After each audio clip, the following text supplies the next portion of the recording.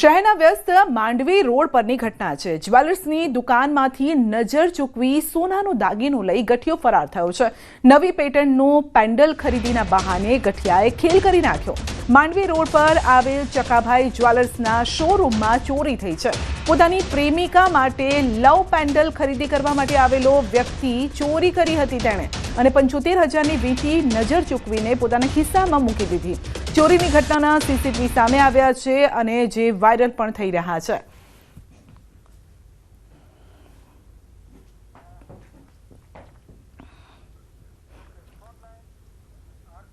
વધુ અપડેટ મેળવીશું સહયોગી હાર્દિક પાસેથી। જી હાર્દિક, નજર ચૂકવીને વીંટી ચોરી ગયો ચોર। બિલકુલ, તો આ મોડસ ઓપરેટિવ ખરેખર બિલકુલ નવી અને વિચિત્ર કહી શકાય, કારણ કે જે ગઠિયો શોરૂમ પર આવ્યો હતો તેને જે સેલ્સમેન છે તેમને એમ કહ્યું હતું કે તેને પોતાની પ્રેમિકા માટે એક પેન્ડન્ટ ખરીદવાની ઈચ્છા છે અને તેવું કહીને તેને એક બાદ એક જે જ્વેલરી છે તે જોવાનું શરૂ કર્યું હતું અને નવી પેટર્નનું પેન્ડલ જે છે તે ખરીદવું છે તેમ કરીને તેને અલગ અલગ જ્વેલરી જે છે તે કઢાવી હતી અને સેલ્સમેનની નજર ચૂકવીને આ ગઠિયો જે છે તે લગભગ 75,000ની કિંમતની વીંટી જે છે તે લઈને ફરાર થઈ ગયો હતો। અહીંયા નવાઈની વાત એ છે કે આ જે વિસ્તાર છે માંડવી વિસ્તાર તે અત્યંત ભરચક વિસ્તાર છે, સતત લોકોની અવર જવર રહે છે અને જે જગ્યા પર ચોરી થઈ છે તેનાથી વોકિંગ ડિસ્ટન્સ પર જ સિટી પોલીસ સ્ટેશન આવેલું છે। એટલે ચોક્કસથી અહીંયા સવાલ ઉભા થાય, કારણ કે દિવાળી ટાણે પોલીસે મોટા મોટા બણગા ફૂંક્યા હતા કે વિસ્તાર સંવેદનશીલ છે, ભીડભાડ વધુ હોય છે, સતત અમે પેટ્રોલિંગ કરી રહ્યા છે, પરંતુ હવે આ જે ઘટના બની છે ત્યારબાદ ચોક્કસથી જે સવાલો છે તે ઉઠવા પામી રહ્યા છે। હાલ તો સીસીટીવી ફૂટેજ સામે આવ્યા છે, ત્યારે સીસીટીવીના આધારે હવે પોલીસ જે છે તે અજયના ગઠિયાને શોધવા માટે કામે લાગી છે। જી, આપનો આભાર।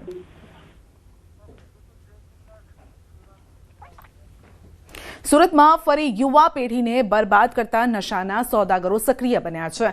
પાલ વિસ્તારમાંથી પ્રતિબંધિત ગાંજાનું વેચાણ કરતા દુકાનદારની ધરપકડ કરાઈ છે। મળતી માહિતી મુજબ પાલ વિસ્તારમાં આવેલ ગૌરવ પથ રોડ પર ઇવોક બિલ્ડિંગના બીજા માળે પોલીસે દરોડા પાડીને કાર્યવાહી કરી।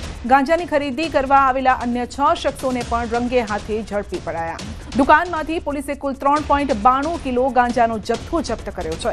ગાંજા સાથે આરોપીઓ પાસેથી 2.16 લાખનો મુદ્દામાલ કબજે કરાયો છે। આરોપીઓ અંગે મળતી માહિતી અનુસાર ઝડપાયેલા આરોપીઓમાં 2 કોલેજના વિદ્યાર્થીઓ હતા, જ્યારે કે અન્ય ટેક્સટાઇલ માર્કેટમાં મજૂરી કરતા શખ્સ હતા। દુકાનદાર સહિત આ તમામ આરોપીઓની ધરપકડ બાદ પોલીસે વધુ તપાસ હાથ ધરી છે।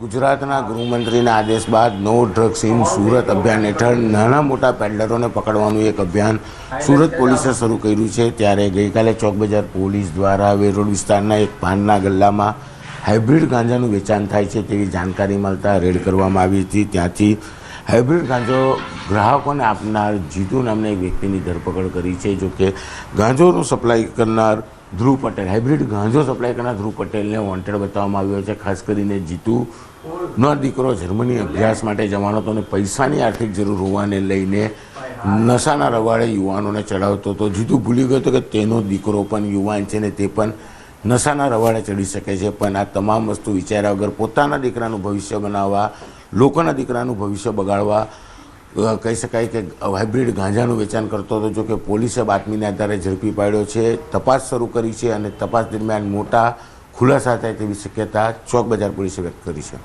કેમેરામેન જીગર ગોલ સાથે કીર્તેશ પટેલ, ન્યૂઝ 18 ગુજરાતી, સુરત। બુલેટિનમાં આગળ વધીશું નાનકડા બ્રેક બાદ।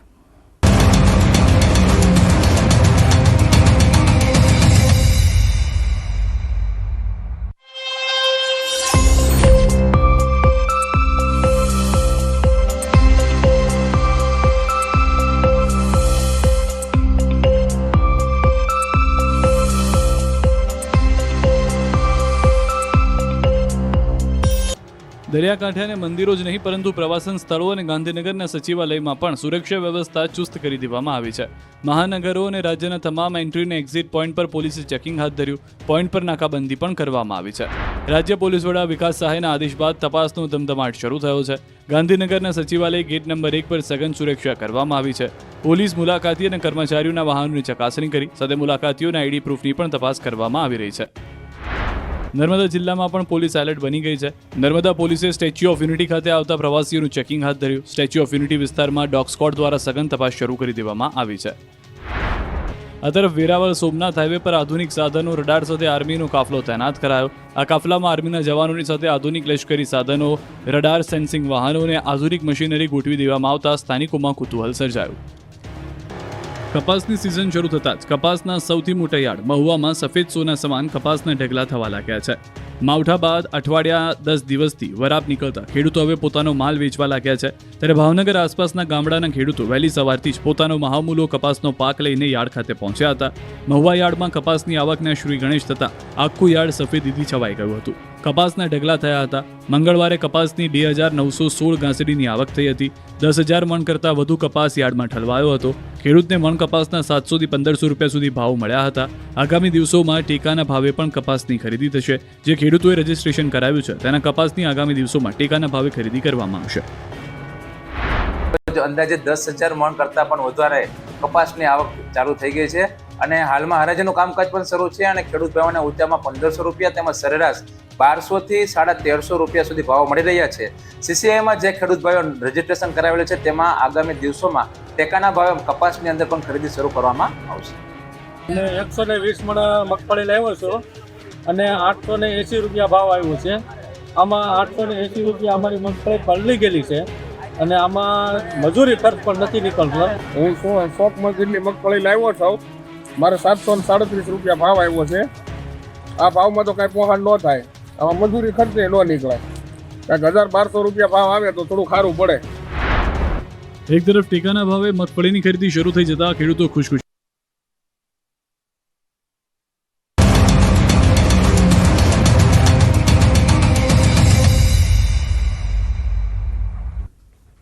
છોટાઉદેપુર જિલ્લામાં ડાંગર, મકાઈ અને કપાસની ખેતી કરતા ખેડૂતો કમોસમી વરસાદના કારણે આર્થિક સંકટમાં મુકાયા છે. ભારે વરસાદે ડાંગરની ખેતીને મોટું નુકસાન પહોંચાડ્યું છે. જ્યારે જેમણે હવામાનની આગાહીના પગલે કપાસનો થોડો જથ્થો બચાવી લીધો હતો તેમને પણ હવે પોષણક્ષમ ભાવ મળતા નથી.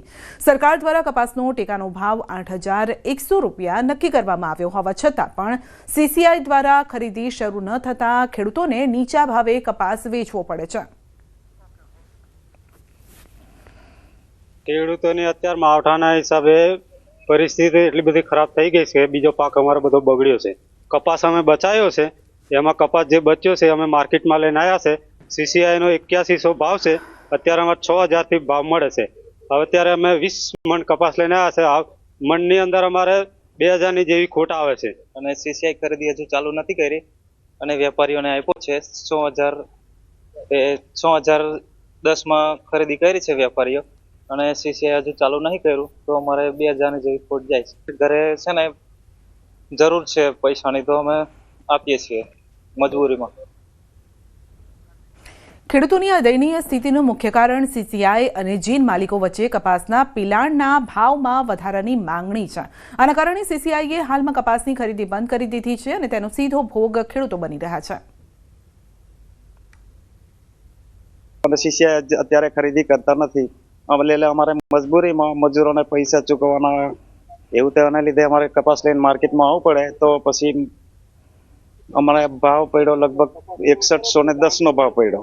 હવે અમારે 2000 રૂપિયાની ખોટ લાગે 20 કિલો જેવું. CCI દ્વારા ટેકાના ભાવે કપાસની ખરીદી શરૂ ન થવાથી બોડેલી APMCને પણ સેસ ફીની આવકમાં મોટું નુકસાન થઈ રહ્યું છે. ગત વર્ષે APMCને 1 કરોડ રૂપિયાની સેસ ફી મળી હતી. છોટાઉદેપુર જિલ્લાના